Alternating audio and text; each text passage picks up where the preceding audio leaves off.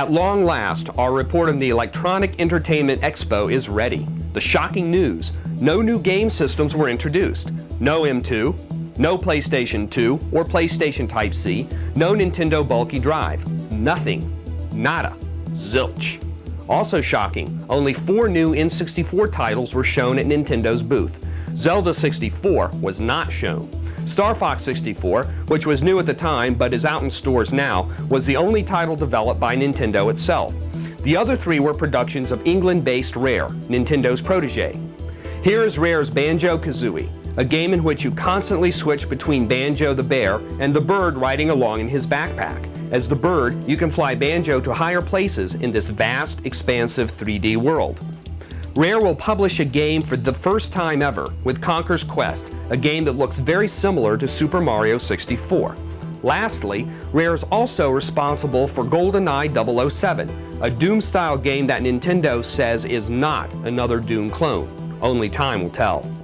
However good these games turn out to be, the fact remains that these are only 4 games. Victor Ireland, president of the video game company Working Designs, had some excellent comments to make about Nintendo at E3. In Japan, you can't give the N64 away. The consumers are onto the game and are quite jaded with the company. I think if NOA doesn't get their act together, the pessimism of the development community will soon spread to the consumers at large, as it has in Japan, when they realize there's only perhaps 3 or 4 really good titles being released for the system in a 12-month period. Even if they do shore things up, their ridiculous cart-based distribution model will always be their limiting factor. The world has gone CD, and someone forgot to tell Nintendo. Even their bulky drive can't patch that error in judgment. This guy speaks the gospel. Moving over to Sony, the picture is better, but not by a whole lot. Listen to this. One of the gaming trade magazines reported that 80% of all PlayStation video games fall into either the racing, sports, or fighting genre.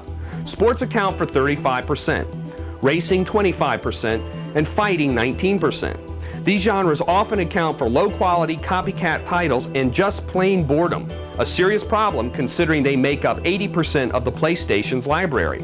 Although Nintendo's bulky drive was not at the show, we did obtain the following information on the unit, nicknamed the 64DD. Diskettes for the system will hold 64 megabytes of data, 8 times the amount of data in Mario 64.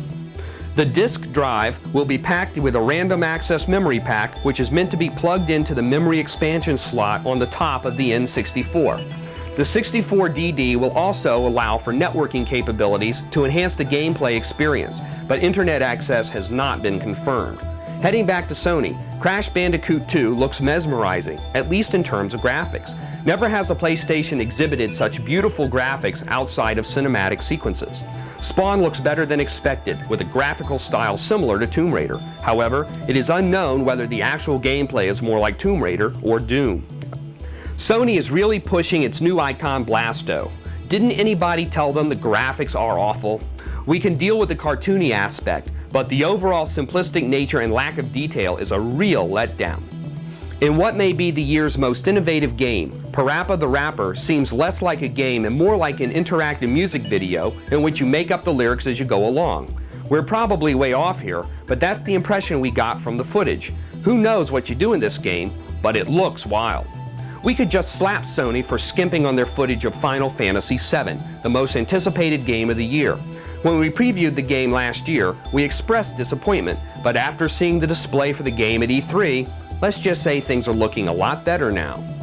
That's about it for the major E3 news. We will continue previewing games before their market release, so be sure to watch future shows where we will show you Capcom's hot new lineup.